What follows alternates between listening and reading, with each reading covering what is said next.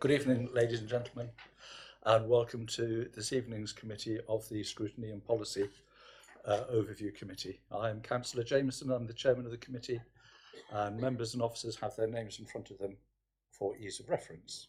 In order to assist the process this evening, may I ask everybody to ensure mobile phones and other similar devices that are likely to upset our sensitive electronic equipment are turned off or onto silent mode. I would like to remind everybody that this meeting will be filmed by the Council and broadcast live on the internet and will be capable of repeated viewing. If you're seated in the chamber, it's possible that cameras will capture your image, and by your presence you are deemed to consent to be filmed and to the use of those images and sound recordings for webcasting and or training purposes. As the chairman of the meeting, I can, at my discretion, terminate or suspend filming if, in my opinion, continuing to do so would prejudice the proceedings of the meeting, or if I consider that continued filming might infringe the rights of any individual or breach any statutory provision.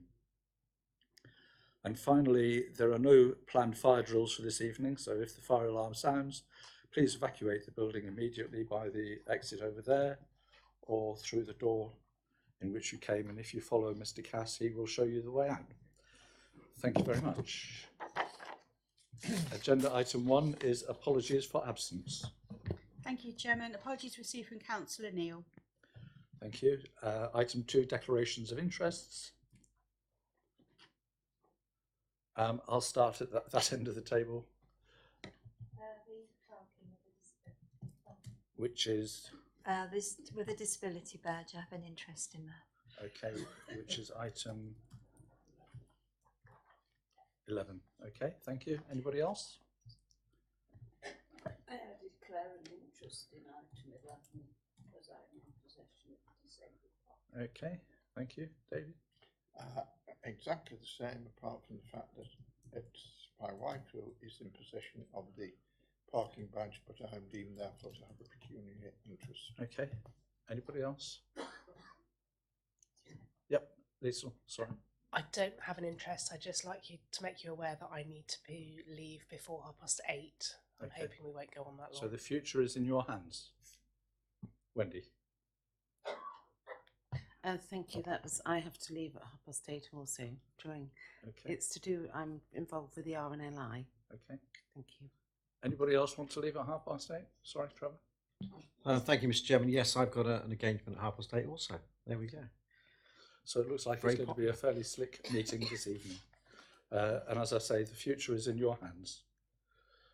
So item 3, minutes of the previous meeting. Is it your wish that I sign these off as a true and accurate record of the proceedings? Yep, Councillor Mrs. Jones, and yep, Paul, thank you. Do you want me to do that now? Or? Okay. Under the work programme, we have an item in the work programme which is to do with outside bodies, and Councillor Mrs. Wilkes wishes to speak to that, and I would, under the circumstances, like to seek your indulgence to bring her forward now. Are we all content with that? Sally, would you like to come? Excuse me, Chairman.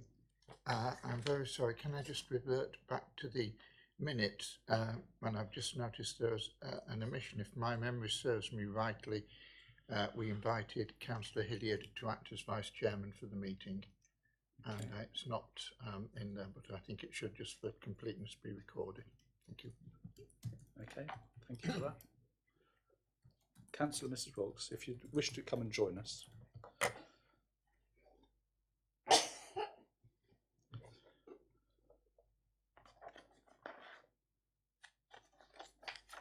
So, Thank you very much, Colin. you're welcome. It's all yours. Over to me. Yeah. Right. Members, I chaired the Community Services Committee, and I've noticed from that committee we have a number of outside bodies that are under that committee. I also sit on the Resources Committee, where I know there is a similar situation. But those outside bodies do not cover all the meetings members need to go to, need to attend. There's quite a number on that list, but I know there are others that are beneficial to this council that members attend. There are also possibly others over the years that members have attended but have not been ones we've allocated from the council. When we had the initial meetings following full council, when these outside bodies were allocated to each committee, we nominated people from certainly both the Community Committee and the Resources Committee to sit on the outside bodies that we knew about. But I was soon made aware, in my position as chairman, that there were many meetings other than the ones that were on this list that members had attended in the past, and we had nobody allocated to those positions at the moment. Eventually things got a bit confusing because some officers were sending out information to people about meetings that were no longer the people they should have gone to. Other people didn't get notifications of meetings, I believe, that they should have been at. And as I say, it got very confusing. So I have asked officers to get together a list of everything that is of benefit to this council that we should be having members attend, so that we can spread across the members of this council the opportunity to first of all attend these meetings and report back to the council, and also that people have the opportunity to have a fuller knowledge of the workings of what goes on within these outside bodies and various other meetings and how they benefit this council. I know you told me yesterday that this list has now been compiled, but we do really need everybody to know what the meetings are, who should be on them, and I believe it should come before the committees.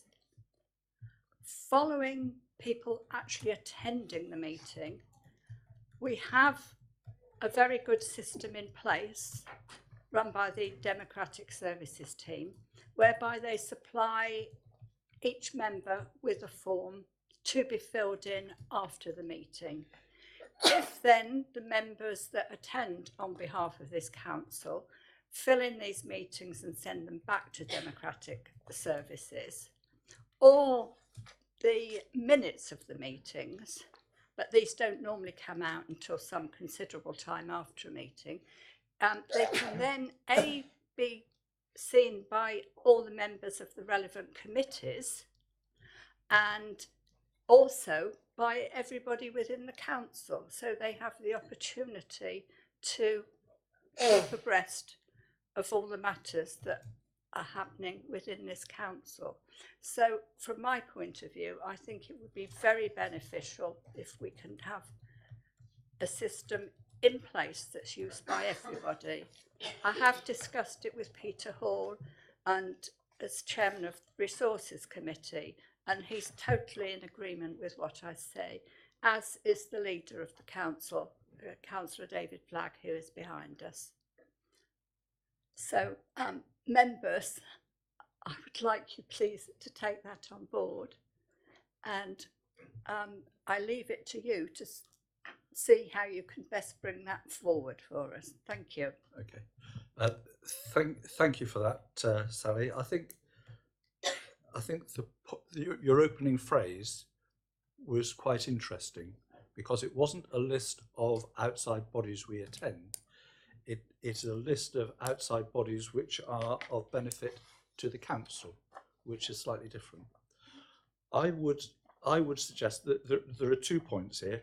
Firstly, there are probably more than 2 points, but we have there are bodies that we attend. There are bodies that we should attend, but we don't necessarily know about them. And there is the feedback from the people who attend those bodies.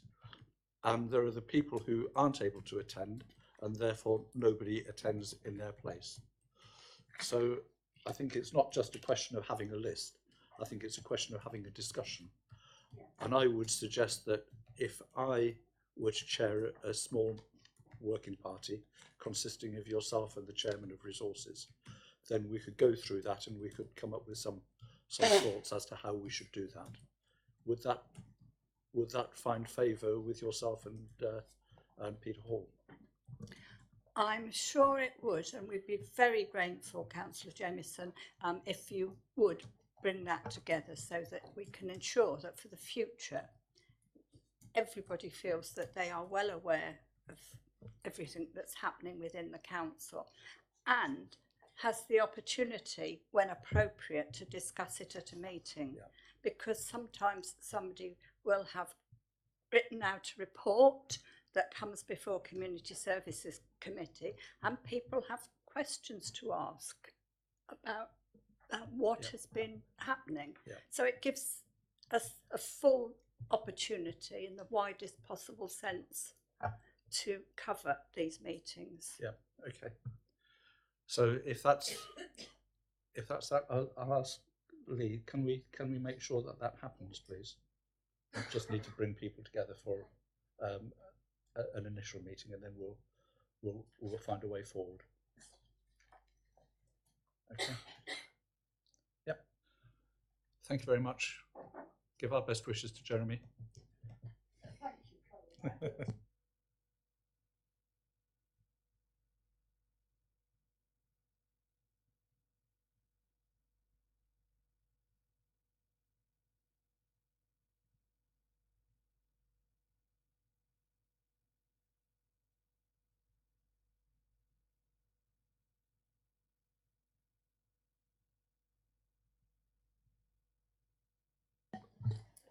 Thank you, Chairman. Good evening, members. Perhaps I could just introduce my colleague on the left, who's probably a new face, Dave Maidman, who's the Systems and Exchequer Accountant for the Council. He actually guides a lot of the officers through the procurement process in terms of the financial regulations that we're talking about on this item. And I think most members will know Sue Besson, one of our lawyers. So this report really is to update members on the progress that officers have made reviewing the procurement processes that the Council undertakes, and also seeks comments from this committee on proposed amendments to the contract procurement rules, which do actually form part of the Constitution, and so will be going from this committee to audit, to resources, to full Council. In terms of the revisions to the contract procedure rules, the proposed rules are in Appendix 2, and Appendix 3 has the original ones with the track changes, just to give you a flavour of what's changed. But the summary in paragraph 3.2 on page 12, paragraphs A to G, give you the main changes that we've made. A lot of it's to do with clarifying what we currently do, updating for the use of our electronic procurement system, or updating for best practice. Perhaps I could draw members' attention to three things in particular that we've done in this review. The first one is referred to in paragraph A. So we've made it a requirement to use pro-contract for all procurement exercises for 3 quotes and above, which is proposed to be £10,000 and above.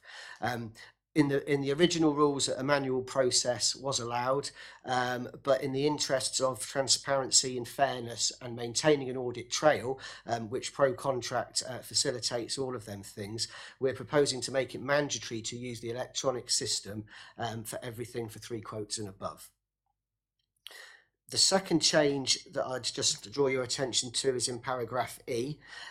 We've always had something in the financial regulations called a gateway review, but we've really made it more prominent, and we've actually provided a template document that you'll see in Appendix 4, which should be used and will form part of the financial regulations if approved. And that's really about each key stage in the procurement process, from when you first think you've got a need that you need to buy something, to working out how you're going to get hold of that goods or service, assessing the tender, and then reviewing the final account at the end. It ensures really that process is controlled, properly signed off by officers.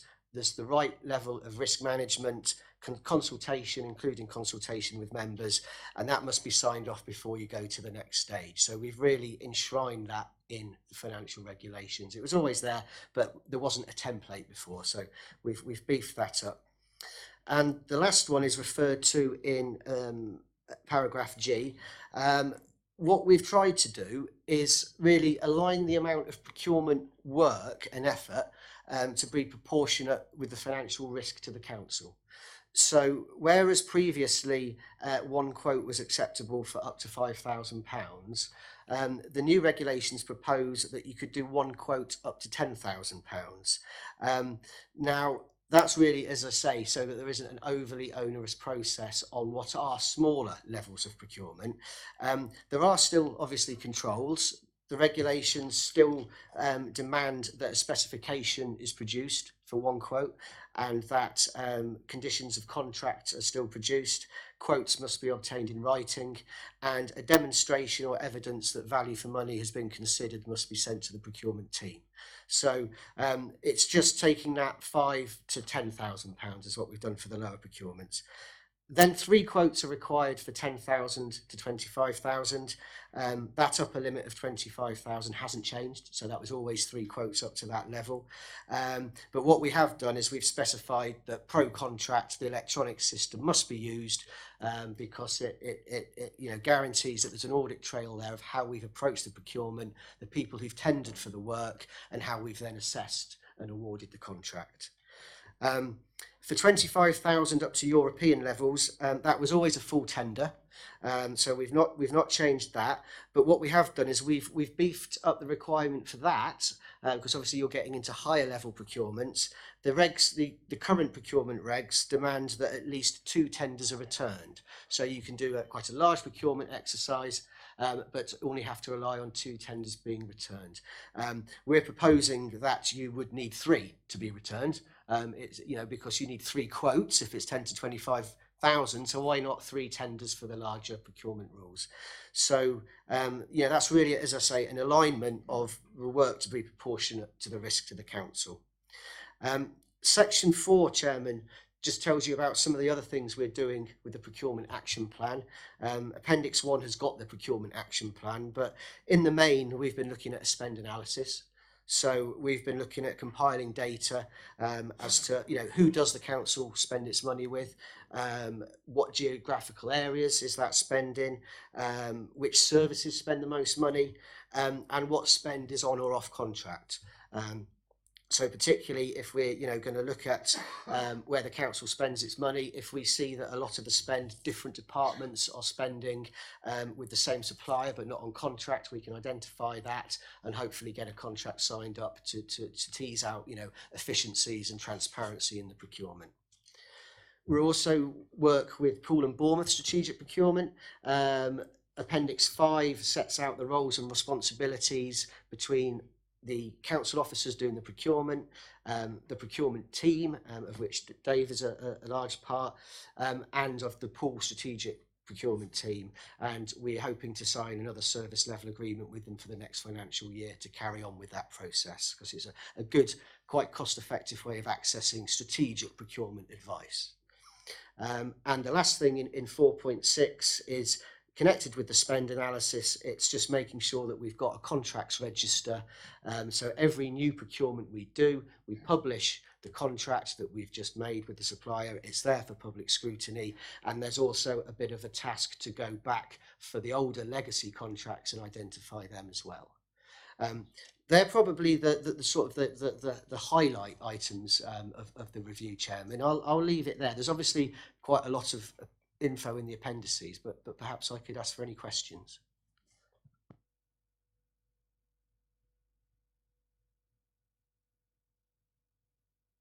You see, I have a young lady on my left-hand side who tells me every time I forget to turn on my microphone and turn it off. On people who wish to tender for contract, in general terms, and we have big contracts and we have small contracts. And if you have a small company that wants to cut the grass, for example, do they have to have the same level of detail as somebody who wants to rebuild the cricket pavilion or something like that? So, thank you, Chairman.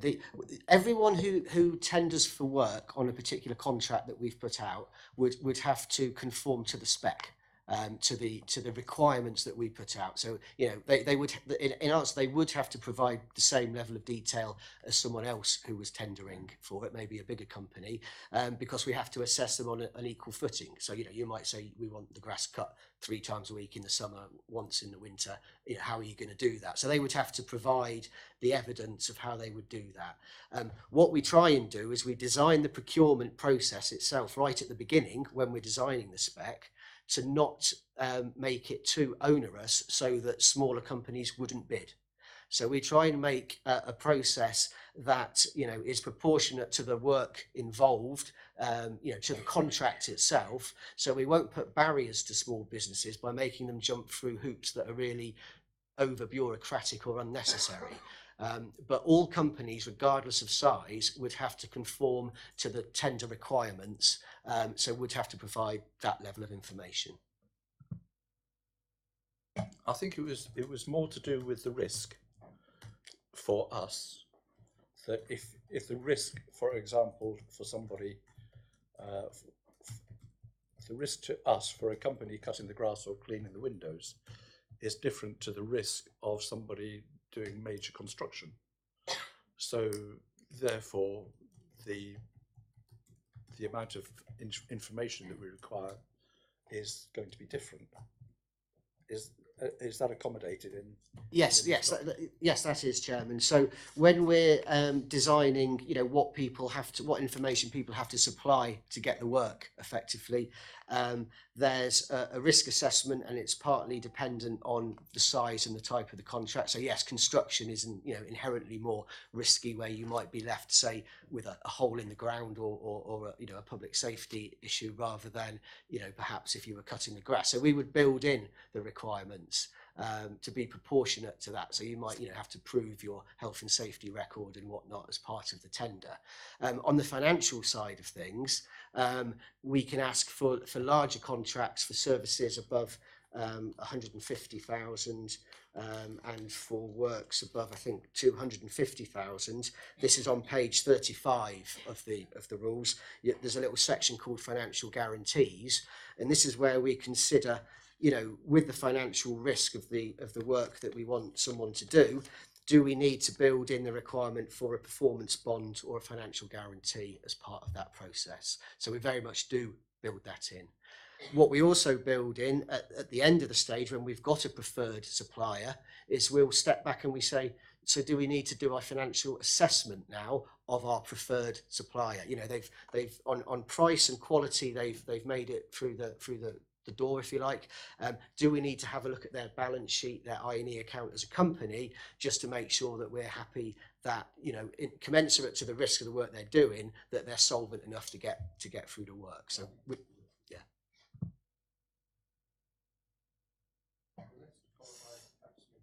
Thank you, Mr. Chairman. Just a couple of questions. First one is, obviously some proposals which you've identified, have they been implemented straight away, like the pro-contract system of recording, etc.? And then the second question is, with the contract register, is like the job, is that listed there initially, then actually stages of tender, who's got the tender, etc.? Are they recorded there, or is it that transparent? Yes, thank you, Chairman. The pro contract system has been fully implemented. The old procurement rules that you'll see in Appendix 3 were written on the cusp of it being implemented. So they refer to a manual process, and you'll see a lot of references to pro contract sort of when it comes in. So now that it's up and running and it's an established procurement, tool, we are using that. But at the moment, people are using that for tenders. So the old procurement rules just said for procurements over 25,000, you had to use pro contract. For ones between 5 and 25, it was optional. But we're kind of encouraging it for everything over 3 quotes. So over 1 quote, so 3 quotes and above at the moment. The other elements of the changes to the procurement regs, haven't been implemented yet. We're working on what's in the Constitution at the moment. In terms of the contract register, that is, once it's been awarded, it is a public record of who has won that process.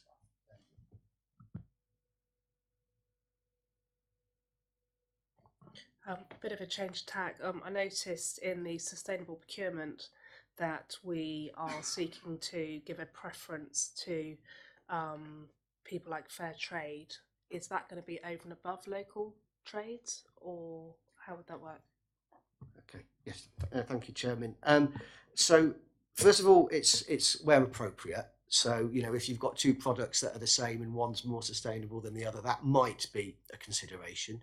But that on page 25G is I think what you're referring to. Where appropriate, giving preference to fair trade or equivalent goods and services. So the other thing about that is that's actually about the product rather than the supplier. So it could be a firm down the road offering an ethically sourced product, or the local timber merchant with renewable wood or what have you, or it could be a multinational somewhere else who's offering the product. So that's really about the product rather than the supplier.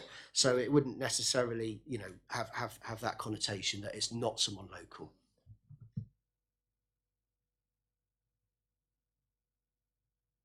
Mr. Chairman, could I ask Mr. Povey? I noticed that we work very closely with the Poole and Bournemouth Strategic Procurement team. Could I ask for how long we've been doing this and why? Yes, thank you, Chairman. It's been for 2 or 3 years we've been working with them, and the reason for that is it's quite an efficient way of accessing strategic procurement advice. So, they've got fully trained procurement officers, because it's a career in its own right these days, being a procurement officer. There's lots of legislation to comply to. There's lots of best practice, and they have officers who deal with this day in, day out. So if we were to obtain the same specialist advice, the level of advice, you'd be looking at spending considerably more money to have an in-house expertise of that level. So what we tend to do is within finance, within accountancy, and also within legal, we make sure officers are complying with financial regulations. We give advice where we're qualified to do so. But when you get into the more complex areas of procurement, then it is good to have a procurement professional who does it sort of day in, day out to cover that. I think Sue might chip in on Yes, that. because obviously we assist with legal advice, but the Poole and Bournemouth team help people take people through the process of putting things onto pro contract, designing these specifications, and making sure that we comply at every stage with the requirements of the regulations. Could I just pick up the phrase that was being used as pro contract?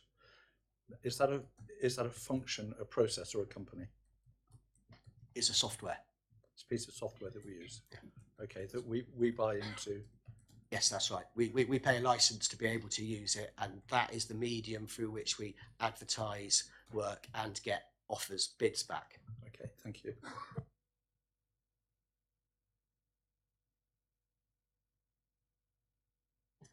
I'm sorry, I'm on my iPad. In the level agreement with Bournemouth and Poole, point 4, page 17, Councillor Smith very kindly tells me, it says, try to reduce dependence by CED staff on chargeable advice. So are we actually paying them for this service? Yes, we are, Chairman. We pay them for their work because, you know, depending on the volume of procurements we've got live at any one time, it can be at a fair level of advice. But compared to, you know, what we would pay to have a permanent procurement team, it is better value than that. But it is chargeable, yes. One more. Could I ask, do Dorset County have a procurement team? Yes, they do. I think the question is, why are we going to Bournemouth and not going to Dorset County? Thank you. We used to have an arrangement with Dorset County Council to access procurement advice, which ended a few years ago when we started talking to Paul. And I believe, and Ian will confirm if I'm wrong, that they pulled out of that. Does that help? Thank you. Councillor Watts, please. Thank you, Mr. Chairman. Mr. Povey, can you confirm how many live contracts we've currently got going at the moment, and can you give me a sort of breakdown as to how many small, medium and large we've currently got going through? Councillor Watts, we're looking at the process, not the detail of actual contracts. In that case, I withdraw my question. Thank you.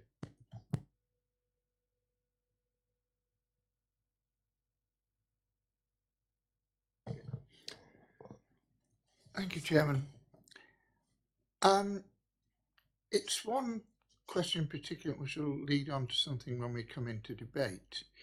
But I noticed that we do specify that we can give preference to fair trade, which I would put in inverted commas, ethically produced and sourced and so on. Could you just guide us to the page that you're Yes, we're on page 25G, which we've already referred to. But it seems to me that we're looking here at a problem which might actually work against us. We have from time to time stressed the importance of encouraging local enterprise. I think as far back as the early days of Agenda 21, it said, think global, act local. Now, if you have a contractor just down the road who can produce whatever you want, but he doesn't necessarily conform to fair trade, but you have a contractor so many miles away further, say for the sake of argument on the other side of Bournemouth, if you went local, you know, if they were producing the same good at the same price, according to this, you'd be giving preference to the company that produced fair trade. Everything, other things being equal, yes? But at B, we're going into the minimised carbon dioxide and other greenhouse gases and so on, because of course you've got the transport costs of moving from the distant supplier to here or to wherever. And although obviously that the firm producing from the distant company will take into account his transport costs, you won't take into account the social costs of these carbon. I mean, I'm saying for the sake of argument that I accept this as a fact. When in other places I would contest it very strongly, but at the moment, let's accept it. If we want to encourage local businesses, who tend to be small businesses, who we tend to think are maybe more worthy of support than people in other parts of the country, why are we saying that we would take the distant fair trade supplier as opposed to the local non-fair trade supplier who could supply the same good at less cost in greenhouse emissions, pollution and so on? I think I can probably answer that question for you. The procurement rules don't allow you to do anything which artificially favours any local businesses or small businesses over anybody else, because everybody has to be treated equally. So you couldn't build something in which automatically favoured small businesses or local businesses, because everybody has to be treated equally. The reference to fair trade, there has been a procurement case which says that you're quite entitled to take into account fair trade if you wish to do so. So far as awarding the contract is concerned, it depends on how you set the criteria and you measure everybody against those criteria. But you can't build in criteria that then favour a smaller local business. Everybody has to be treated equally. I mean, the government is concerned about encouraging small and local businesses to tender for contracts and has issued guidance to help you design your specification and your procurement process, so you don't actually deter them, but you can't do anything to give them favouritism, if that makes sense. I'm going to step in at that point because I'm the chairman and I'm allowed to. I used to chair the local Agenda 21 committee, and I used to work for the Federation of Small Businesses, and in both of those areas I was involved in local authority procurement. And also when I worked in those roles with Dorset County Council, they were very clear at phrases that you could bring into contracts that would satisfy the legal requirement but still support local businesses. For example, you could have local sustainability as a phrase in accordance with local sustainability principles, means you're looking at local businesses because that is being sustained locally. In accordance with local Agenda 21 principles is very much the same. And there are lots of these phrases that we can use that put into a document allows us to do those things, which is not illegal. And I think you also said that we may give preference to fair trade. It doesn't mean to say that we have to. Is that correct? Yeah, yes, Chairman. It says where appropriate.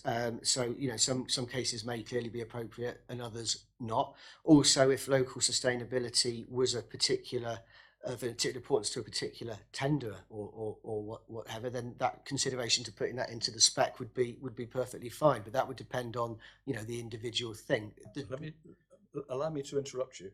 Where appropriate, we may, or where appropriate, we must. Well, where appropriate, it's a consideration. If it's a consideration, it is a we may then. Yes, we may. We must consider it, but we don't need to do it. Yeah, if it's appropriate to the type of work or to the type of product, then you can give consideration to fair trade. It's a sustainability. Could I just add something, Chairman, on the local business side of things? Yeah. Starting as from last week, what we've done is we have made an effort in the spirit of making our tenders more accessible to local businesses, but not necessarily giving them unequal treatment, because what we've been doing is we've been advertising some of the contracts we've been putting out on the Economic Generation's Facebook and Twitter sites, so the Going for Growth. So we've put on instructions about how businesses can sign up to ProContract, how they can get themselves on it. And we've also recently advertised the Regent Centre scaffolding and also the Civic Office server room work that we're doing on the council's Twitter and Facebook site.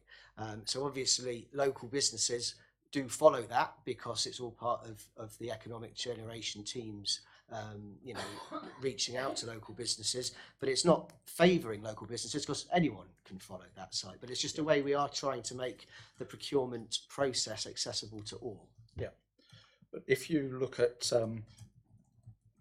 the point I was alluding to earlier on, which was PPQs, pre-procurement questionnaires, do we still use those PPQs? So it is the questionnaire that go out to people wishing to tender, which asks all their, you know, Yeah, the invitation to tender. That's what it's now called invitation to tender. So invitation to tender for a small company doing a small job is going to be different to invitation to tender for a big company. So you are creating appropriate differences. The invitation to tender is not designed around the size of company who might apply for it. It is designed around the size of the job. So an invitation to tender for a small grass cutting contract will be entirely different to wanting to build a new leisure centre. So that's where the proportionality is. And then what legally we have to do is make sure that that is equally accessible to all without creating barriers to small companies. So we wouldn't put in a load of clauses that weren't really necessary, that a small or medium enterprise could never fulfill if it wasn't necessary for the, you know, for the work that we're advertising. But we have under paragraph G put in exactly that situation for fair trade organisations.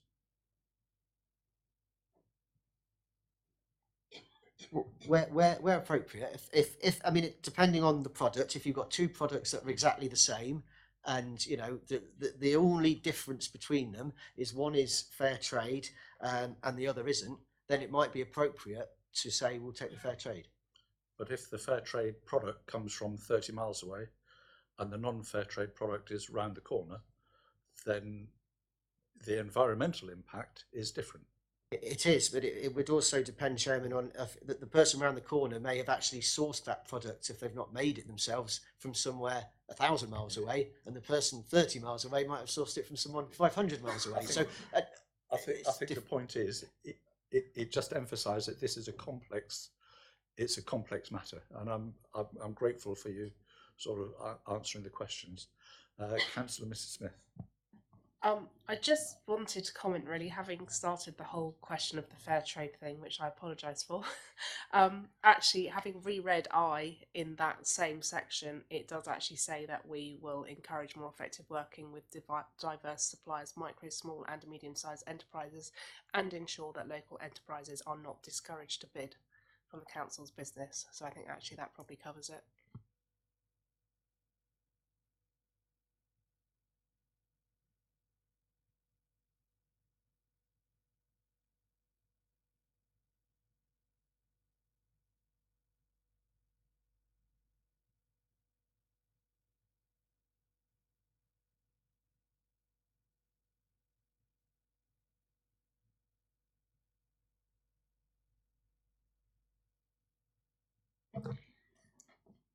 First of all, I'm very impressed by the amount of work and that has gone into this, and the very careful way in which they've looked at the standing orders and the procedures, wrote everything, and the way that I assume the guide for officers is written, which is at least should give the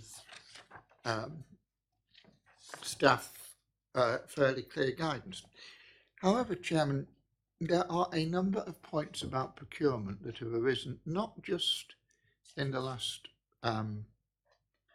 few weeks since this was published, and we did at the Chairman's briefing give this quite a going over then, and also on the fair trade point there. But we have points like, for example, when you're writing the contract, there's the question of how does a non-disclosure clause get in there? And how do you decide when, if a company says in its application, well, we like this, we're happy to bid for this, but we are not letting you disclose anything. We've had 3 points on this, I think, recently, where we've had obviously the going back to the cafe at Highcliffe Castle, and though that wasn't a non-disclosure, but that did cause a lot of public concern because it was alleged that the specification was written in such a way as to not just to discourage local businesses, but to encourage the big multinational that got it. Moving on, we have the question of the Highcliffe beach huts and the confidentiality clause that went in there. And again, somebody along the line must have said, yes, okay, we'll sign the contract and we'll agree that nobody else can read this contract. And then we got the ridiculous situation where in the contract or specification of the work that was done with the zigzag path, members weren't allowed to see the report that they were making a decision on. Can we keep to the point? Yeah, the point is, Chairman, that if we're writing that these things come up in building up the contract, and I would actually like to see, I'd like to look at this much more. There is a question of, can we use this legitimately are there forms of words, are there structures that would conform to the law, but would enable us to support local businesses? Where appropriate, for example, giving a preference to local businesses. Is that legal? No. But there are terms of wording, terms of phrase which you've heard, which could be. So, Chairman, I wonder if it would be appropriate if we set up a small task and finish group to look at this process, to see where along the line member input comes in, if there's any. When is it appropriate that political input comes into it? When is it appropriate that that restrictive clauses go into the contract, and so on and so forth? And I would think, Chairman, that this might be helpful and it might prevent a number of the problems that we've had in the past. So I'd like to propose that we set up this task and finish group to look at this and to report back, if possible, before February next year. Can I just comment to say that the procurement is a process which is actually governed by the law, and we are required to comply with the regulations, and it's not a political process. It is actually very much a sort of staged process where you have to follow certain rules and regulations. So there isn't the flexibility to design a procurement process to your own wishes. You have to comply with the law, and the purpose of having this particular guidance is to help staff so that they know that they won't be in breach of the law, and they know that they'll be following it at every stage and complying with all the regulations they need to comply with. It's meant to be a general policy, and obviously each procurement is specific and has its own sort of various terms and conditions relevant to whatever type of procurement it is. But the purpose of having the policy is to assist officers in carrying out the procurement process, so they know they are keeping to the law and complying with the requirements that they're required to comply with in order not to breach European legislation. Thank you for that, and I do agree with you, but I also agree with the Vice Chairman in one or two of the points that he has made.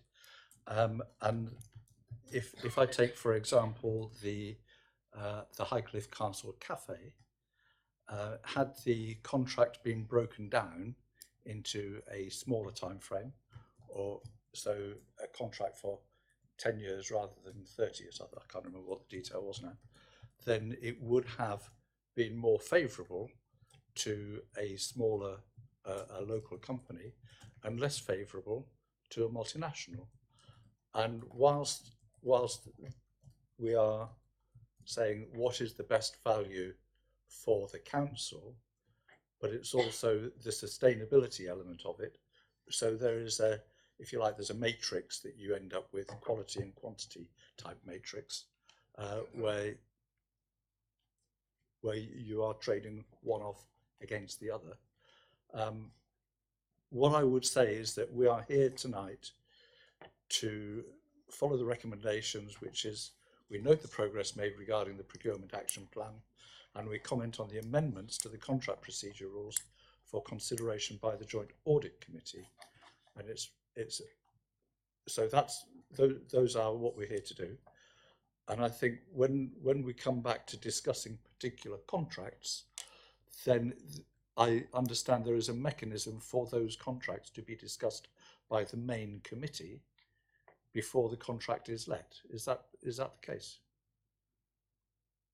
So if for example, we're going to refurbish the splash park, that would start off at a committee, wouldn't it?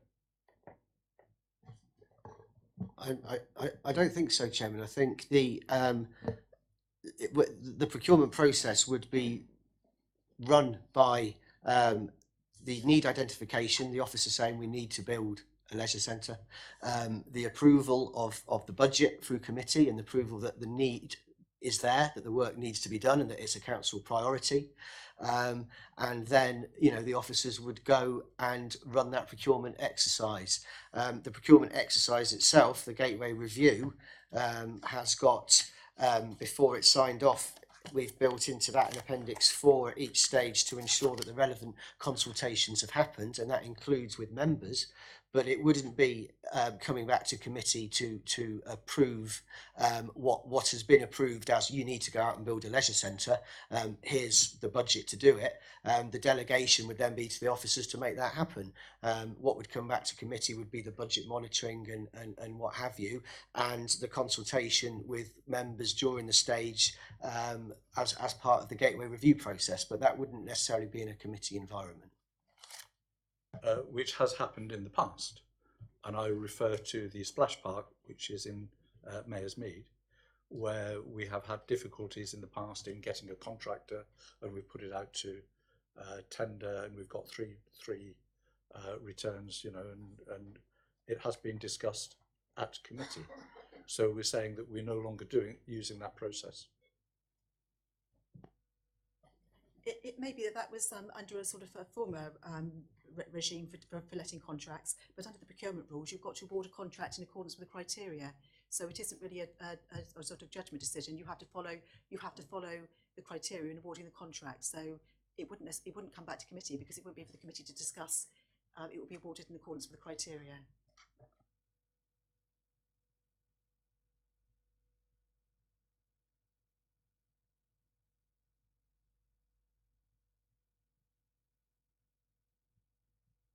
Thank you, Chairman. Going back to Councillor Jones' point about the task and finish group, I think it was either the June or July Scrutiny Committee, we agreed to set up a task and finish group, and Councillor Neil, myself met with Mr. Povey and Mr. Milner either in June or July, and one of the purposes of the task and finish group was obviously to make the council more transparent so that previous issues would not reoccur. And hearing from Mr. Povey and Mr. Milner of their proposals to do really a root and branch review of the process, it gave Councillor Neil and myself confidence that we didn't need to do a task and finish group, because that was really what Mr. Povey, the purpose is done. He's pretty much found the findings we would do. And going back to Mr. Councillor Jones's point about confidence about would the issue of the tea rooms or whatever reoccur, I think the stages of recording, the use of pro contract or whatever, I think it makes it a transparent process. Going to your point about committee, I would hope that the close working relationship of the community chairman, resources chairman, the leader, that we would be aware of a big need to renew the splash park or whatever.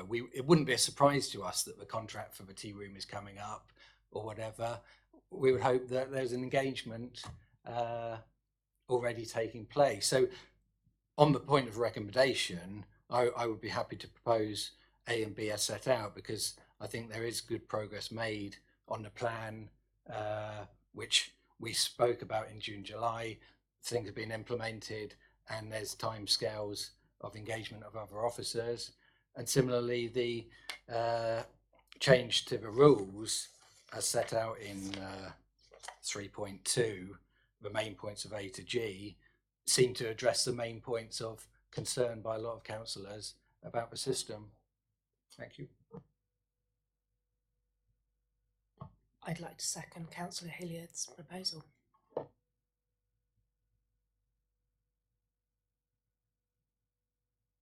Thank you, Chairman. I have to say that I am not totally convinced. We have had a number of difficulties, and there is still, to my mind, a bit of a murky process as to things like non-disclosure agreements and how those creep into contracts.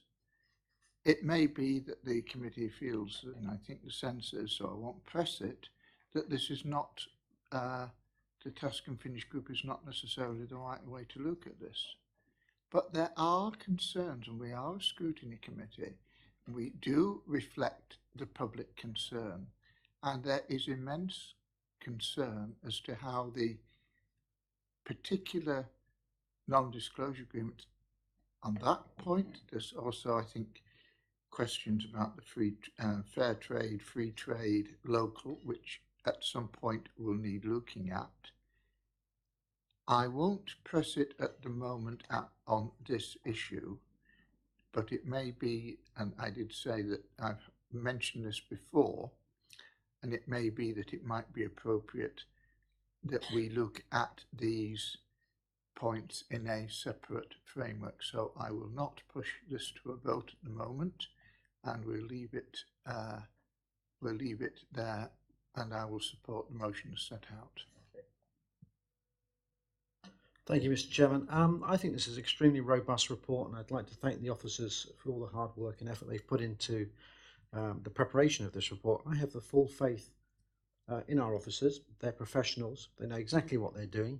They're guided by government and European legislation, and I have 100% full faith in what you're doing. So thank you very much indeed for producing this report, and you will get my support. Thank you. Mr. Milner. Thank you, Chairman. Just to reassure Councillor Jones, there was a recommendation that came, I think, from Scrutiny and then went on to Resources about confidentiality clauses and non-disclosure. That if there was an onerous one that's proposed, I can't remember the exact detail, but it either had to come through to the chairman of Resources for agreement. But that was addressed sometime in the past. I can't remember the full detail, but there was a process in place now that if there is a clause that's going to go into a contract that we think is onerous or particularly around confidentiality, then there is member involvement in that.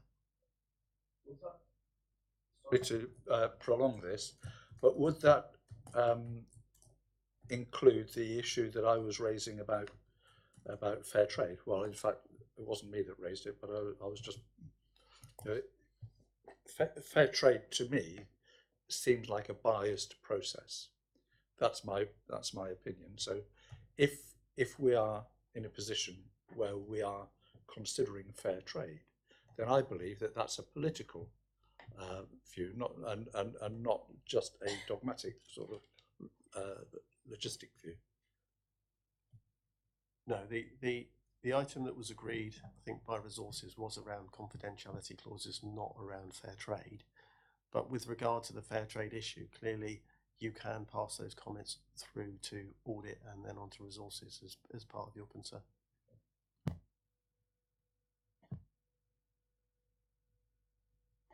I just wanted to point out that we must remember we are actually a fair trade council. Through you, Chairman, may I point out that that was a declaration of intent and is no legal binding force. Thank you. So if members are content, we go to the vote with that passing that information on. Yeah. All those in favour, please show. And that is unanimous. Gentlemen, ladies, thank you very much for a very comprehensive report and participating in a good debate.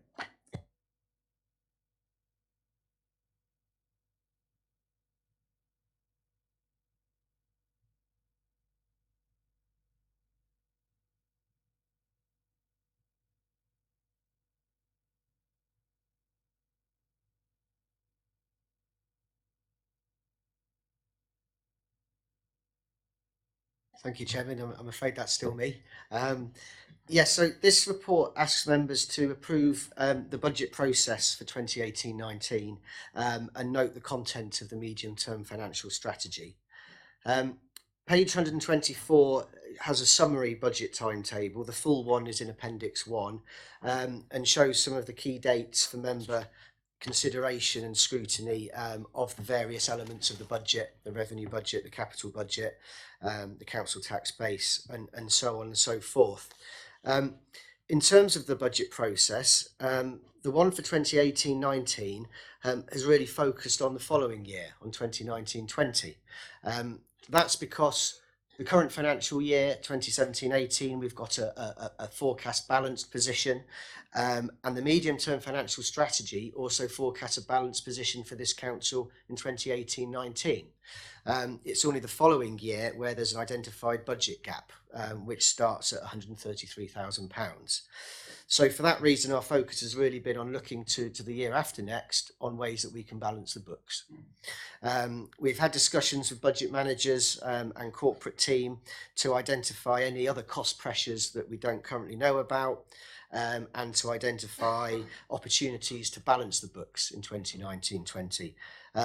It was quite positive in that there weren't any new significant cost pressures identified that we don't already know about and that aren't already in the medium-term financial strategy.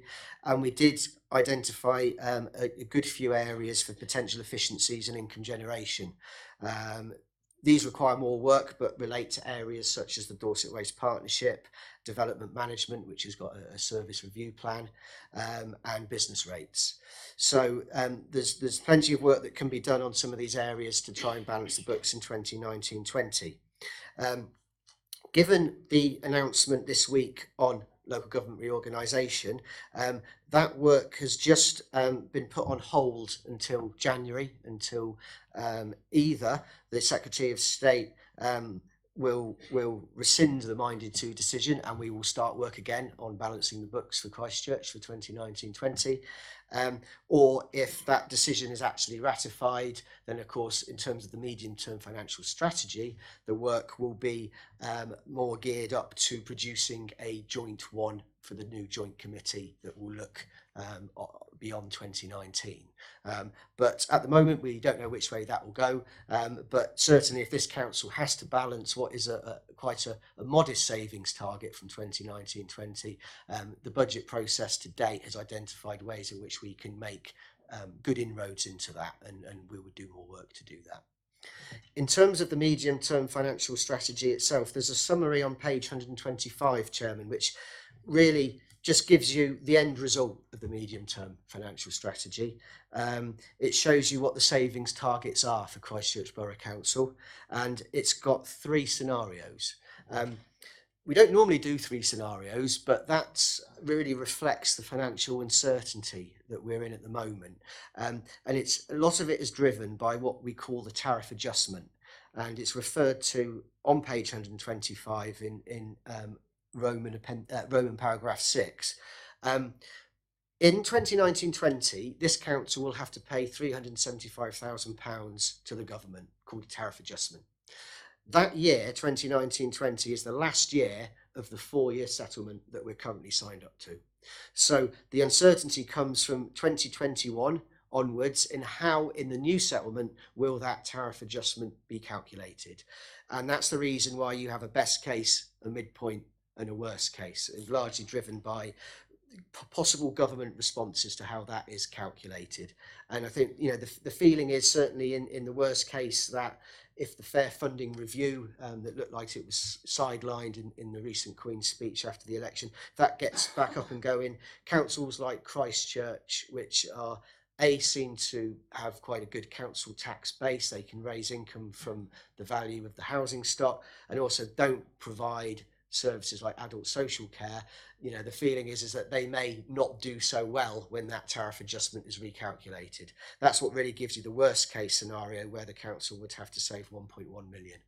Midpoint is the officer's best estimate, savings target of 600,000. 2018-19 balanced in all three scenarios. That's where we're pitching the savings target. The best case shows a balanced position throughout the 5 years. That probably is a little over optimistic, but it's fair to say that from the discussions we've had to date in the budget process, that midpoint target of 600,000, should this council have to balance the books, that target should reduce. So there's the full report on the medium-term financial strategies in Appendix 2, the one that went to resources. That's probably an overview, Chairman, and I'll happily answer any questions. Councillor Watts. Thank you, Mr. Chairman. It's just a clarification on terminology. Tariff adjustment, that's a tax from central government, isn't it? Yes, it's a payment to central government.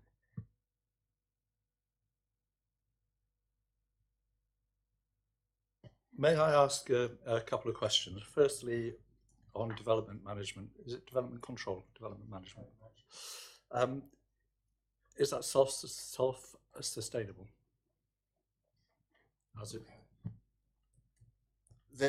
There's work to be done, I think, to make it self-sustainable. There's two things going on that will improve the subsidy that development management has.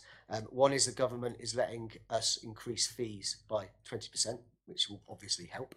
And the other is the current service review that is going on, looking at, I think, weaning the service off some of the more expensive agency staff and coming up with a sustainable staff structure that will both cost less and deliver what we want to deliver in planning. And if that were in place, that would assist our aim on the budget going forward. Well, it certainly would, Chairman. I mean, we have put in additional staffing resource of a temporary nature in previous budget rounds, and you know, just taking the 20% fee increase, that alone would obviously help. Yeah. My second question is on business rate retention, and if we have lots of local businesses doing really well, we retain some of that increase. I think some of that increase is right. At the moment, the calculation is at the bottom line that Christchurch keeps 8% or thereabouts of the business rates. Sorry, how many percent? 8%. It keeps 8%. It collects 19 million, of which Christchurch keeps about 1.6.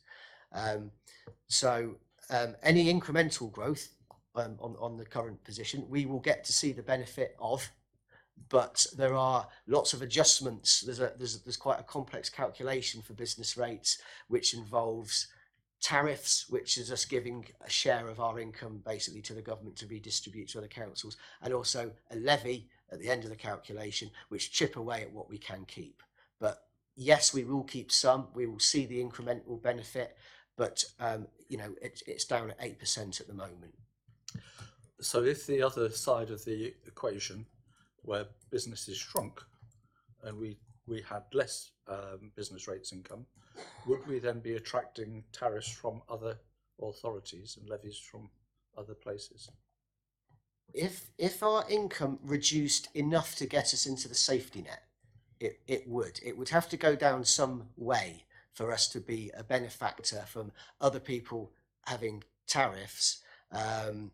Well, other people, our business rate baseline, the amount of money that the government says we need to provide services is about £1 million. Okay, so as we collect 19 million, and the first point of the calculations, we keep 40% of that, we would have to go down a very long way to go from a tariff to a top up. So that's the first part of the answer. But also, if we continue to go down and we went down below 92.5% of that baseline, we'd actually be in the safety net where the government would guarantee you up to that 92.5%. So it'd have to go down a long way. Okay. Thank you. Thank you for that clarification. Councillor Hilliard. Thank you, Chairman. For the officer, just a couple of questions again. So on page 136, the base budget assumptions, is a £5 increase, is that in the assumption? Thank you. Yes, in short, that's in the medium-term financial strategy modelling. Obviously, it's a decision to be made by members, and officers don't take council tax increases lightly. But the past policy of the council has been recently to increase up to the referendum limit, and council tax is an incremental, stable source of income, and that past council tax strategy, along with the efficiencies of partnership working and so on, have allowed us to balance the books in the past without cutting services. So the medium-term financial strategy continues to model that strategy. The referendum for next year will be £5 or 2%, whichever is greater. For this council, it's a fiver.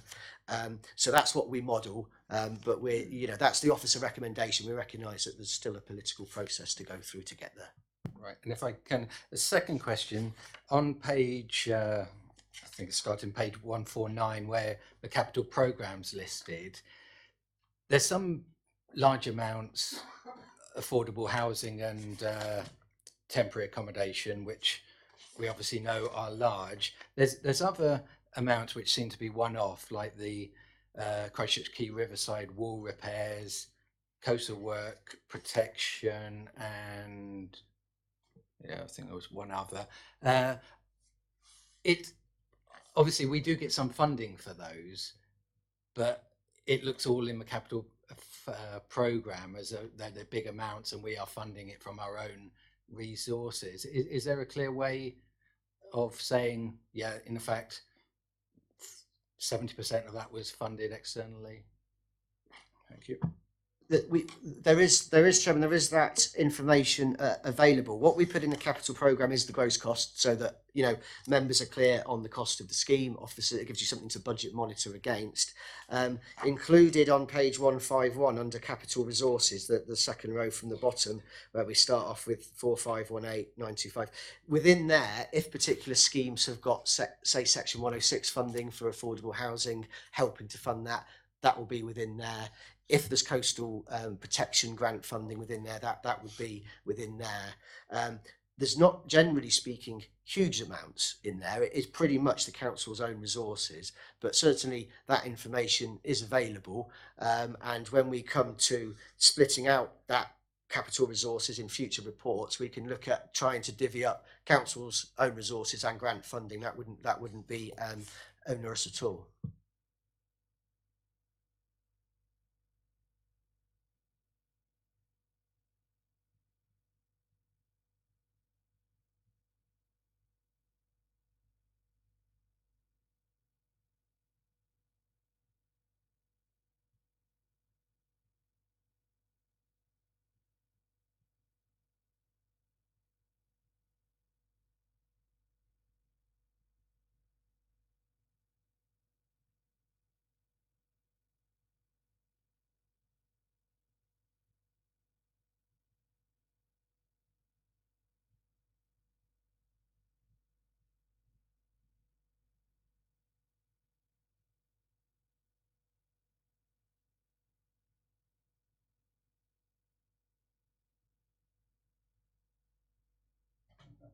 Thank you, Chairman. I will be brief so you can move on to the next item.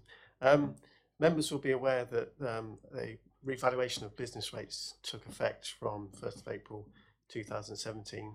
The Chancellor set aside 435 million to help support some of the businesses that would be adversely affected by that revaluation. And there were three schemes. There was one that supported small businesses and those in rural areas that were likely to see an increase of something in excess of £50 a month. There was the pubs one, which gave all pubs with a rateable value under £100,000. Those two have been implemented. This one relates to discretionary distribution of funding that the government have given out to councils. Of the 435 million, 300 million was distributed to councils to distribute through their own design scheme to help support some of the businesses that were affected by revaluation. And as you'll see in 2.2, the allocation to Christchurch Council are those sums there. The government didn't actually give us any indication of how they wanted the funding to be distributed, so they left it to local discretion, as the report identifies. So we worked with SVPP in terms of identifying the businesses in the area.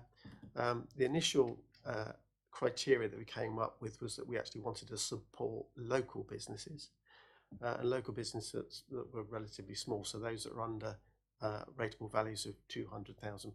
So they were the initial starting points for our criteria. We then needed to identify how we could effectively distribute the full amount of the £160,000.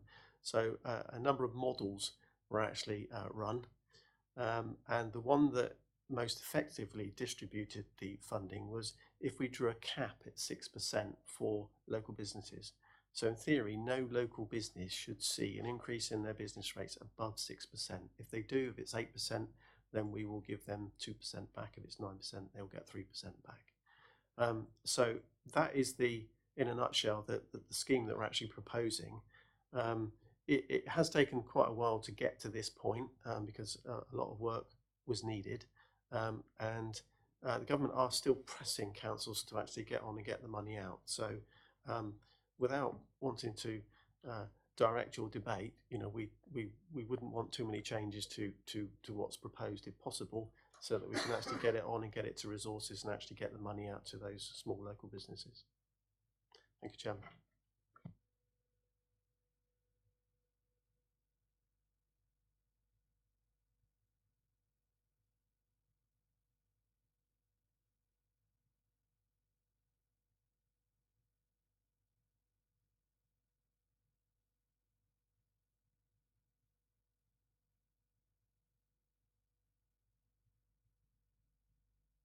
I think we've heard around the table this evening the wish for us to support our local business community.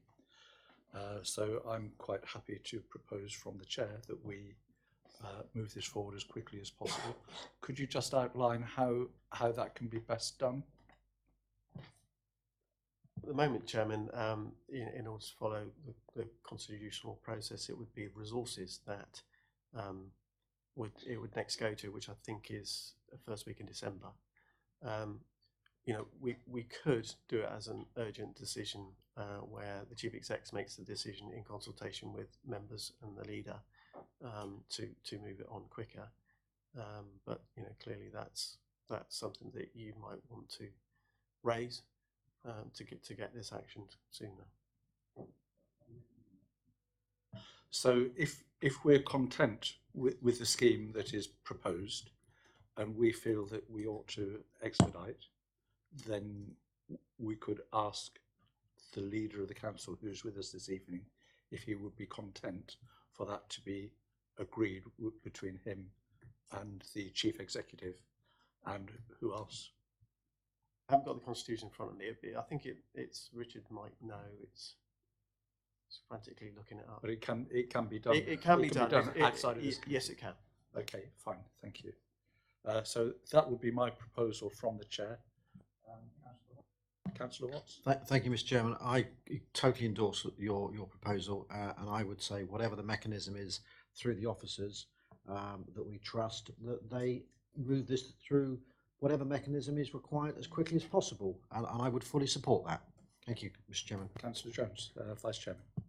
Thank you, Chairman.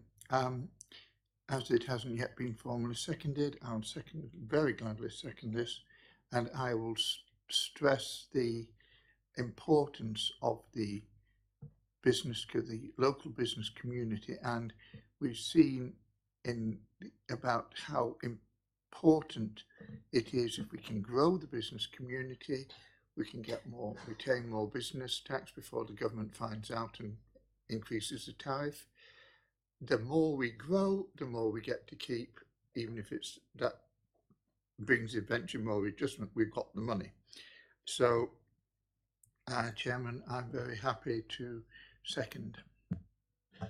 I don't know if the Leader of the Council wishes to make any comment on this. Or you content? Okay, thanks. Is there any further debate? All those in favour, please show. Anyone against? That's NEMCON. Thank you.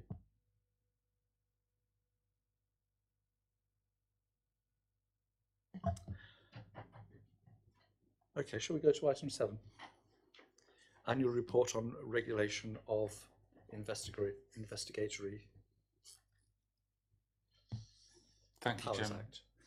Thank you, Jim. Good evening, members. The purpose of this report is to provide the committee with an annual report on the use of covert surveillance governed by the regulation of investigatory powers, usually known as RIPA. The Code of Practice for Covert Surveillance recommends that we provide members with an annual report, and we've done that in previous years. These reports are usually fairly succinct because we don't actually use RIPA except in extreme circumstances.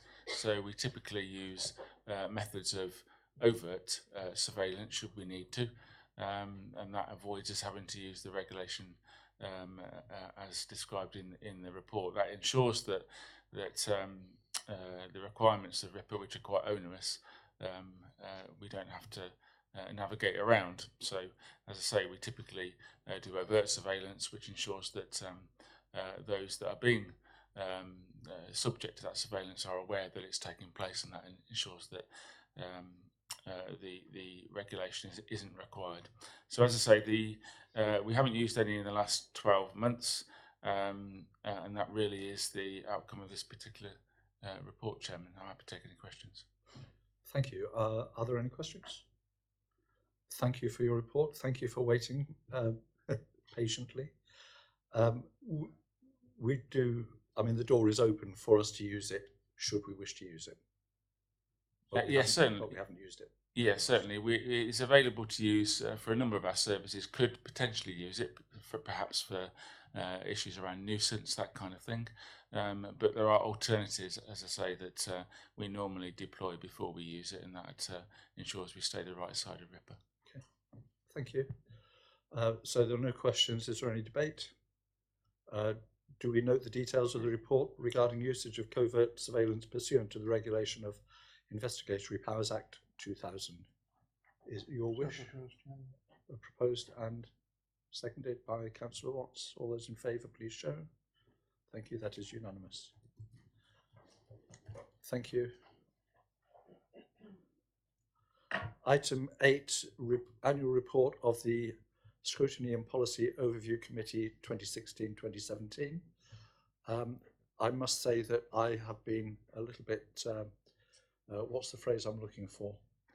Lax in producing my report, my comments for this report, although it's in good draft.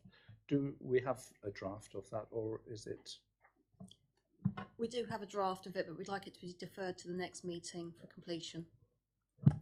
It's not urgent for this meeting, so we're going to defer that to the next meeting when it will be pristine. Thank you.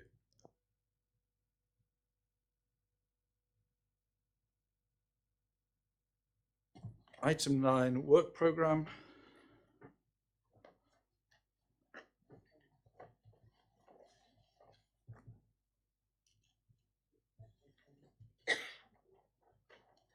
Right, we've got some, we've already had Councillor Mrs. Wilkes talking about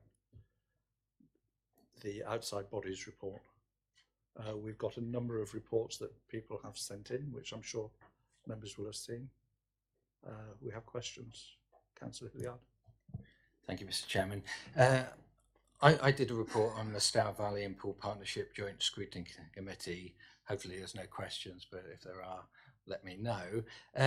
One question for everyone was, at the licensing committee, I think either in September or October, the points from Councillor Davis about his committees came to that committee, and the question was asked, well, we're a licensing committee, what can we do about crime and safety? That should go to scrutiny.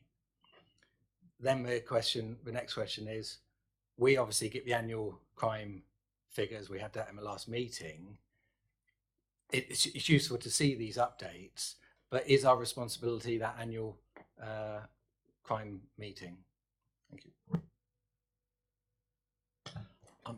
I'm not quite sure I understood the question.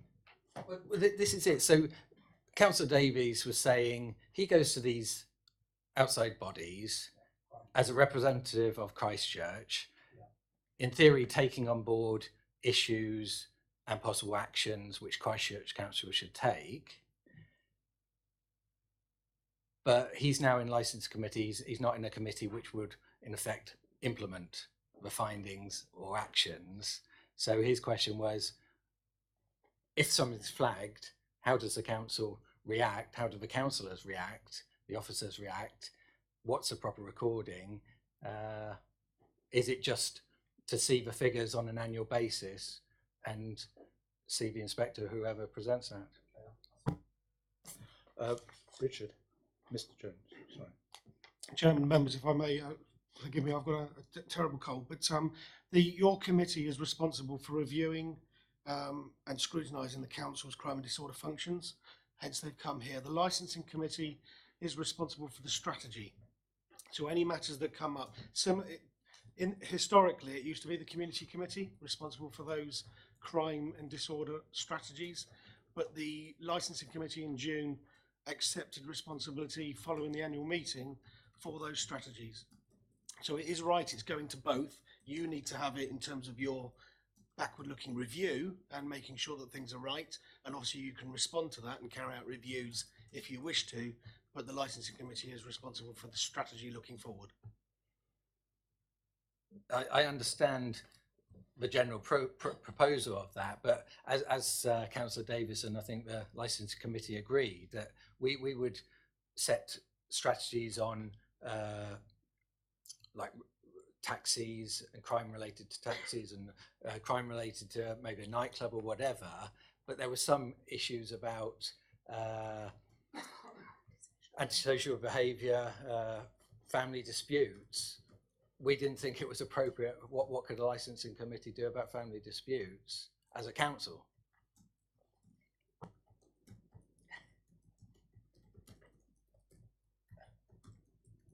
I'm not sure you'd want to get into individual cases to that level, but you could have a policy that puts money towards schemes, and that would come through the licensing committee to implement schemes to fund activities and action plans within the local authority area. So I think that would be quite reasonable, not individual cases. We certainly wouldn't want to do individual cases. Lisa. If I could just come in, I'm on the licensing committee as well. I think the main concern was that with reference to section 17, where we are bound to do our best to prevent crime and disorder and to also lessen the perception of crime and disorder in the area, that the licensing committee felt that they weren't always in the correct position within the council to be able to do that, and there should be another function somewhere that can do that. Sorry, Chairman, if I may, the licensing committee is a full functioning policy committee. It can recommend policy in the same way that resources committee and community committee can, for the purposes of the licensing, the crime and disorder function. It is a separate role in addition to its licensing role. I think maybe the members on licensing could benefit for some training on that then, because it's policy isn't something they've looked at previously other than with reference specifically to licensing. Again, Chairman, if I may, we can pick that up obviously after the meeting and deal with that at the licensing committee. Thank you. Councillor Jones, Vice Chairman. Thank you, Chairman. I was going to make exactly the same point. Because Council has said that licensing committee should deal with these matters, licensing committee is by definition competent to deal with those matters. Yeah. Okay, I'm just looking at the recommendations here that the work programme be amended and, where necessary, and agreed. Chairman, through you, and I'm willing to accept that this isn't the right place to bring it in, but there is another element that will need to go into the work programme, and I'm going to suggest a way of dealing with it.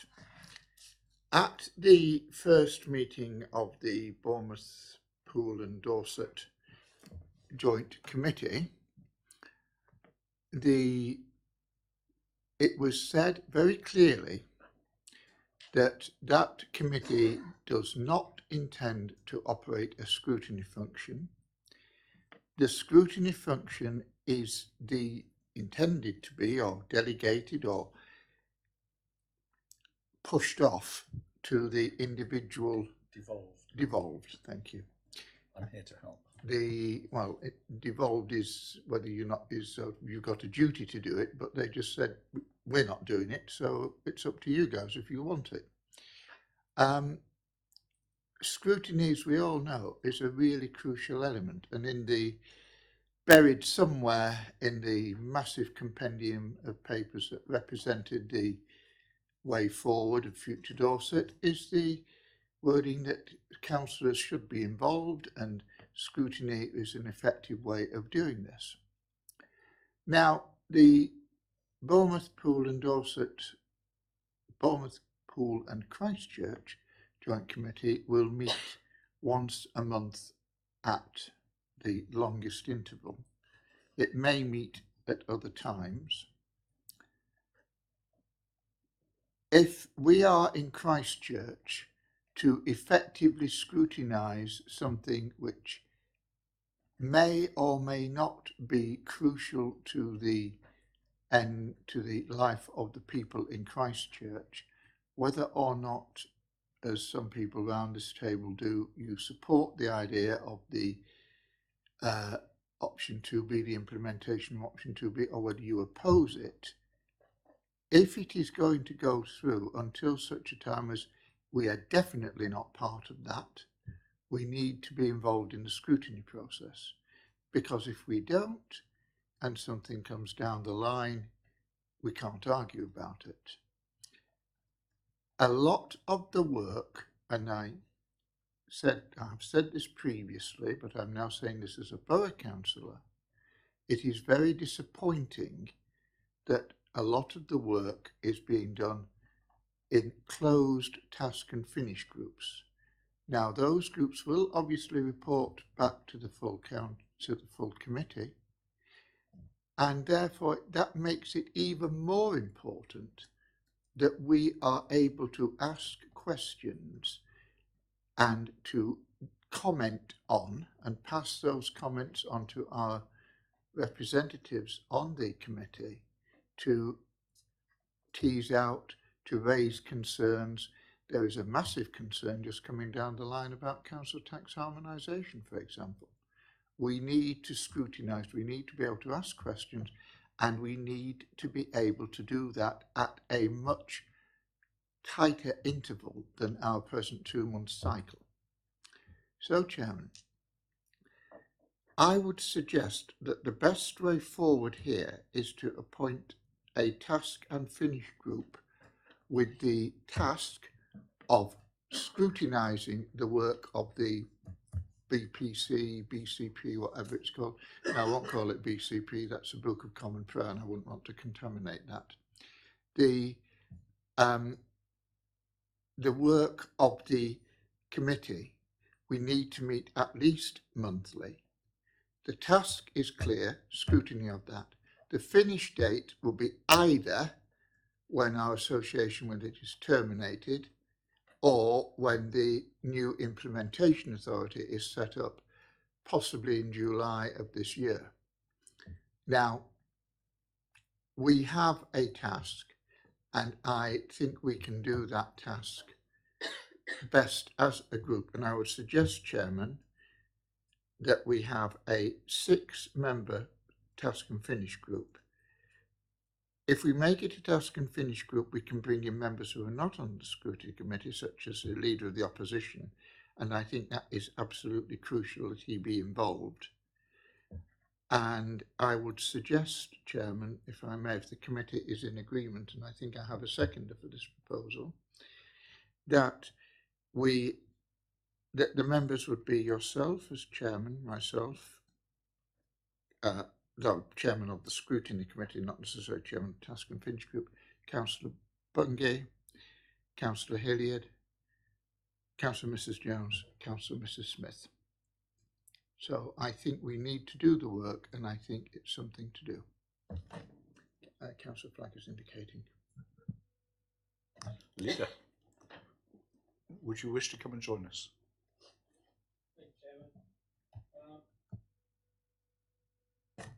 Thank you, Chairman. Having taken advice from the 151 officer, it would be more appropriate for both myself and the deputy leader to attend scrutiny meeting to answer any questions that you may have. Now, this may need extraordinary meetings rather than a task and finish group being set up, so that and this is because of the length of time between scrutiny meetings and the meetings that we will have on the joint committee. So it's been suggested that you actually arrange for extraordinary meetings to solely deal with the scrutiny of the joint committee for Bournemouth, Poole and Christchurch. Okay, just to clarify this for members, the joint committee meets monthly, we meet bi-monthly, and if we don't monitor regularly, then we're only going to get every other meeting reported. So what the leader is suggesting is that rather than do that, we have an extraordinary committee meeting with one item on the agenda that fills in the gaps. And what Councillor Jones is suggesting, that rather than do that and have the paraphernalia of organisation, that we have a slightly different means of doing it. I'm minded to go down the more formal route, because then it gives us greater access to all of the things that we need. Councillor Mrs Smith. Of the membership, you wouldn't be causing yourself any issues as a member of the Bournemouth and Poole Joint Committee, because I know there's not an issue there. Just want to make sure. Through you, Chairman, I sit as a county councillor on that committee. I am not scrutinising my actions as a county councillor. Any scrutiny of those actions will be done in Dorset. Councillor Watts. Just wanted to clarify. Thank you, Mr. Chairman. I totally endorse the leader's suggestion, and I think that your comment of we just meet more often to cover the business is the most logical and sound way to go. Yeah, Councillor Hilliard. Thank you, Chairman. Yeah, I would agree with that approach. I know other members attended the first meeting, and I think it would also be useful if they attended a special along with the leader and deputy leader, if needed, to give their additional comments. Thank you. Okay, I think the flavour of the meeting is that that's the way we go. Are we content with that? Through you, Chairman, just make one small point, if I may. This business is quite crucial. I think everybody agrees with that. And I have discussed this with the leader before. And the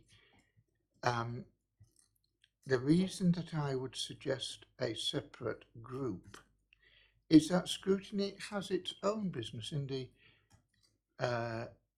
phrase that was used, we have to continue the day job. Now, we get agendas. We are now 20 to 8. We've still got something crunchy coming up later. If we stick on the end of that, or the beginning of that, or whatever, yet another item, which will be very crunchy, are we going to have some long meetings? Not every month. Okay. I'm very sorry, Chairman, if I may. I've said that when I was in this chair as Chairman of Planning. Meetings go on, people get tired, and tired people make bad decisions. Now, the reason I suggested a task and finish group is that only will discuss the business of the scrutinising the work of the joint committee. It will, to do the job, if that is the wish, then we would really be looking at 3 meetings, one to carry out our own business, one in month 1 to do the business of the scrutinising the joint committee, and then a month later another meeting. Now that's, I don't think we could reasonably do it on the same night. I am sorry, I do appreciate that it may be more convenient and it may be better, but there is nothing to stop the leader and the deputy leader attending the task and finish group and commenting, or even making more of a making their own contributions. I think, having listened to, leader. Thank you, Chairman. It's my understanding that the task and finish group will then have to come back and report to you all.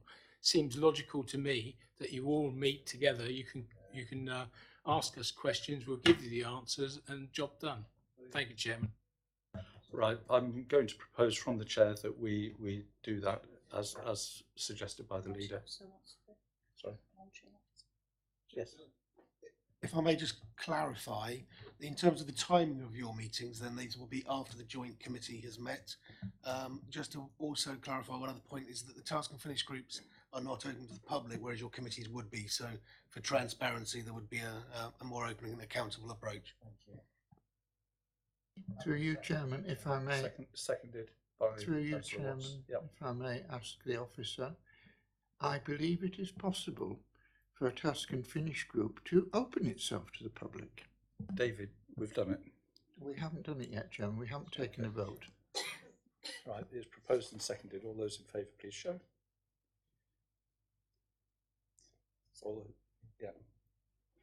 All those against? Abstentions? Thank you. That is carried.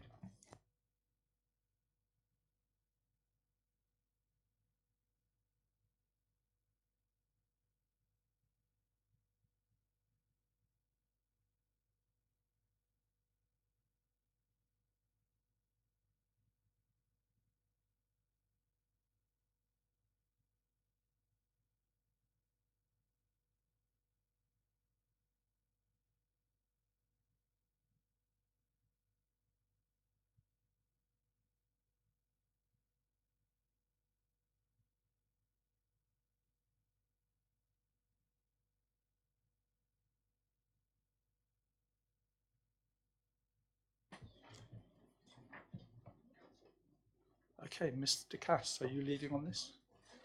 Leader. Thank you, Chairman.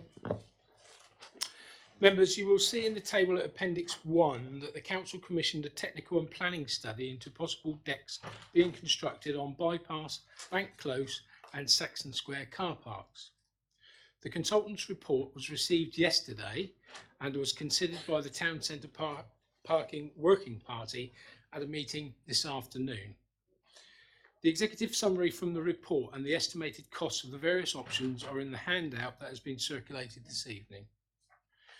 The report includes to provide a range of gains in town centre parking capacity from 25 spaces to 196 spaces through a range of development types including single deck, multi-storey and surface reconfiguration. Bank Close is viewed as being unsuitable for a deck, but may have some scope to increase capacity by 25 spaces through reconfiguration of the existing surface parkings, subject to an archaeological and heritage specialist input. Saxon Square offers a potential to add a deck to the existing structure, although this will be fundamentally limited by the existing car park structure, so would retain some of its optimal characteristics. It is not considered that the demolition of existing car park and the construction of a new multi-storey car park would be financially viable. The bypass car park offers strong potential to add significant capacity through single deck or multi-storey car park with a vertical circulation module, although this would require further analysis of the impact on the existing traffic network. The table in the handout summarises the development options at each site and their cost per gained space. Assessed by cost per space, the single deck option in the bypass site represents the best value, although this would not fully replace the 150 spaces that will be lost from the pit site and Bargates car parks. The working party recommendations in the committee report include replacing the coach bays in Mayor's Mead car park with 23 car park bays at an estimated cost of £50,000. At today's meeting, the working party recommended to replace the roundabout and coaching area in the Leisure Centre car park east with 71 car parking bays at an estimated cost of £200,000. This would mean the bus terminus would move back to Bridge Street, and the bus terminus is actually part of the public highway, by the way, so it's not something we have jurisdiction over. The buses have moved up to that area because it was made available. To reconfigure Bank Close car park to create 25 additional spaces identified by the consultant at an estimated cost of £278,200, and to reconfigure Priory Bridge Street, Milham Street, Saxon Square and Wick Lane car parks to create an additional 25 spaces at an estimated cost of £200,000. These measures would achieve a total of 144 additional spaces for an estimated cost of £728,000, an average of £5,060 per space. And I would just draw members' attention to para 3.2 of this evening's report. The recommendations relate mainly to encouraging greater use of current underused car parks by limiting the daytime length of stay in the busiest car parks to maximise to a maximum of 4 hours and relocating designated long stay parking bays. And I would just add, and I'm sure members are aware of this, that we've already undertaken maintenance works in Saxon Square, Undercroft, and we're also looking at putting some new lighting in there as well. But happy to answer any questions if members have any, or if I can't answer them, I'm sure that Mr. Cass will assist me. Thank you, Chairman. Questions? Councillor Mrs. Smith, and then Councillor Watts. I'm fascinated to know why it costs so much to reconfigure the parking spaces. It seems like a huge amount of money for not an enormous amount of gain. Depending on the reconfiguration, I haven't got the drawings with me, but some of them involve taking up planters, which we have, and I think the one at the Leisure Centre has got a roundabout, so all that would need to be dug up and reconfigured to make the areas level. So it's not just a case of relining. There are some significant building works to be done.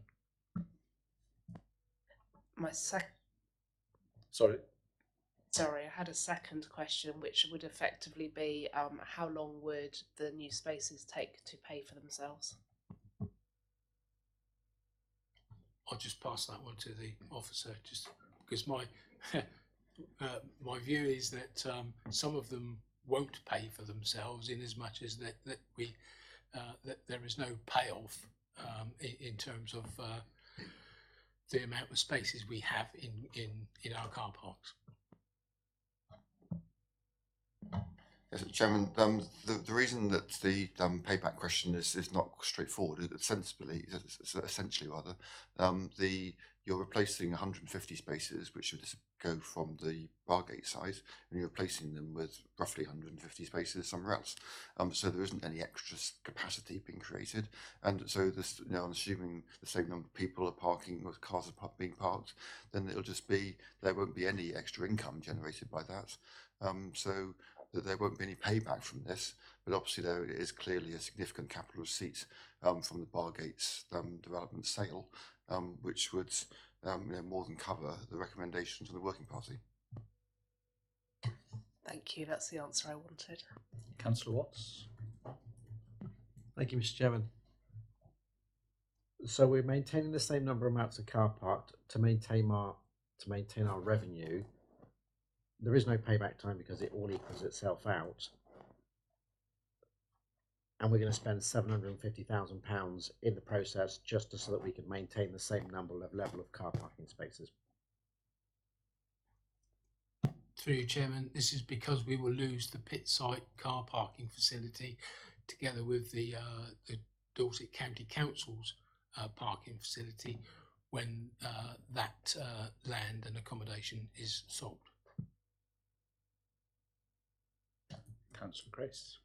I'm just, if you go into down the bottom of Saxon Square car park, if you look at it most of the time, and most of us have all seen it, it's always practically empty. So that's why I think it's a good idea to move that to a long stay parking, because it's always empty. And I agree with the lighting, because it's not very nice in there sometimes at the evening or in the day actually, because I know we've sorted that anyway, but I just think that car park is definitely not used, so there's an awful lot of vacant spaces. Which car park are you referring to? The one in Saxon Square at the bottom, you know, where you're on the level with the car park, the level is definitely not used, and I've seen it a lot of times, and there's always empty parking there. The other question, that one I think would be the best place to build a tier on, but I understand that the structure's not good enough. Am I correct in saying that? Thank you. Thank you, Chairman. No, the consultants did do a structural assessment of the car park, the existing decked car park at Saxon Square. They did some quite in-depth, virtually X-rays of the columns to see what steel reinforcements inside them. They did some tests on the depth of the cover over the steel with concrete and the carbonation of the concrete, all the things you have to do to assess the strength of the structure. And they came to the conclusion that the columns are strong enough to carry an extra deck. But what they haven't done is actually excavate down to the foundations, because obviously that's the critical part of this. Having established the columns are adequate, the next thing to check is the foundations are adequate, and they haven't gone that far. But the problem is that the only way you can sensibly put another deck on top of Saxon Square is to totally replicate the columns that are there at the moment with the columns on the new deck. So basically there's line through. Doing anything else, you put then a lot of loading onto the slab or onto other columns, which then wouldn't be capable of carrying it. So the complication that creates is, I'm sure those of you who have tried to park on the lower deck in Saxon Square, it isn't a very easy to use car park. It doesn't comply with modern standards in terms of the widths of bays where the columns exist, and that's why when you do go down there and see cars, they're almost all parked in the sort of middle bays, because they aren't actually against the columns. So you would end up with basically, we've currently got a suboptimal car park at the moment, which is, as a consultant describes it, and you'll be building another suboptimal car park on top of it. So that is why that is not being supported by the consultants.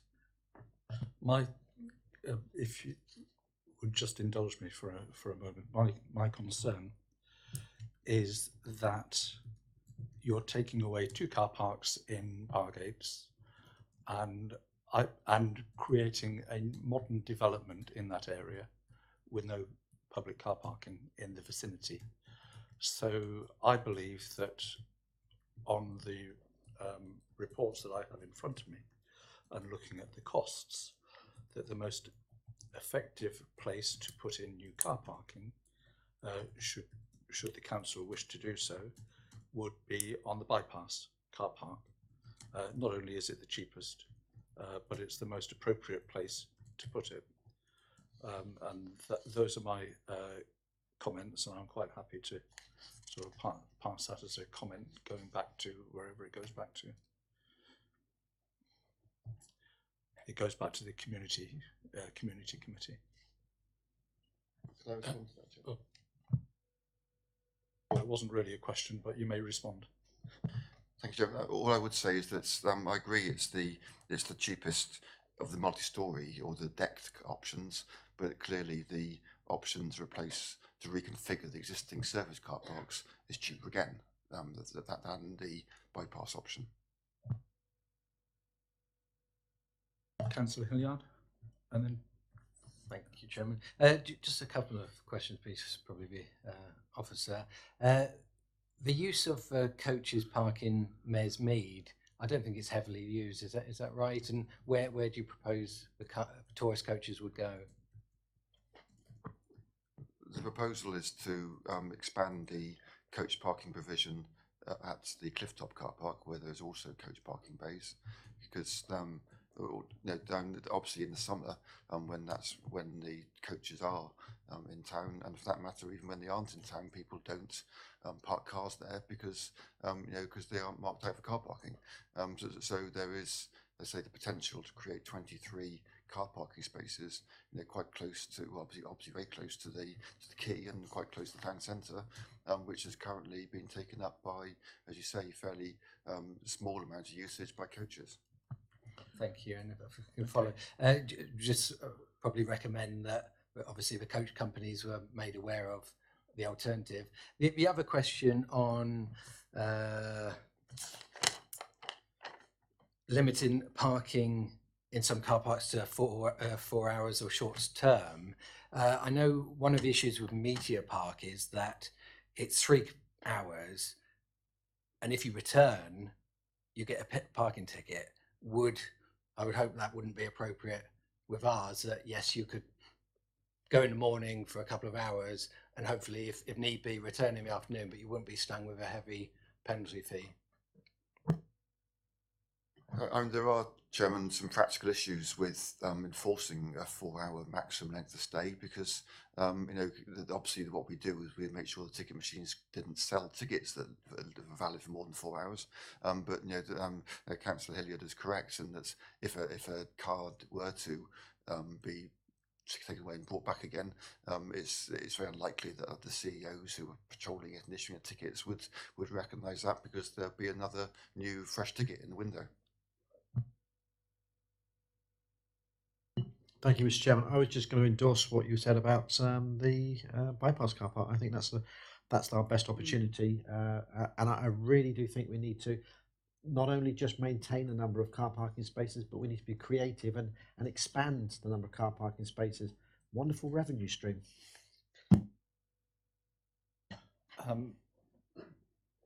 Yeah, I'd like to just before we wrap this up, just talk about the coach park at Mares Mead, and that brings in the summer a lot of visitors.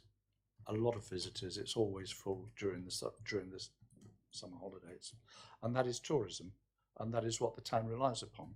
And if you close it down and you say you can't bring your coaches in here, then not only will the coaches not come there, but the visitors won't come, and they'll go somewhere else.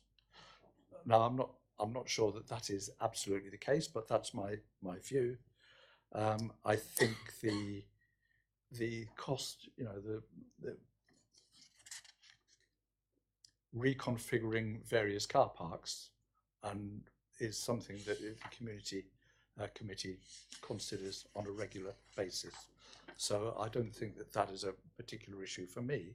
My two points, and I would like to reinforce it as a comment back to the community committee, is the concern about the coach park and the concern about the shortage of parking that is going to be generated in Bargates through the loss of existing car parking if we don't do something in that area.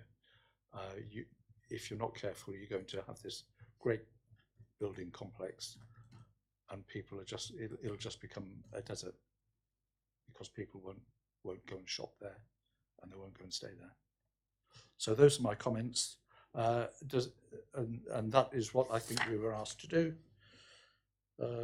Consider the recommendations, which I think we have done. And any other comments that wish to go back to the community committee? Paul? Yeah, I would support the officer's proposal that the quick win, the cheapest win is is reconfiguration of the different car parks. Yeah. Yeah. But they need to take into consideration The the coaches Sure. and in the summer. Anything else? No. Okay. Are we content then that we have considered the recommendations of the Town Centre Parking Working Party as set out in Appendix 1, and we have made comments for consideration by the Community Committee? Okay. Then in that case, anybody against that? That is NENCON. Thank you very much. Thank you. Thank you. Thank you, ladies and gentlemen. I was going to say boys and girls, but yeah, the meeting is now closed.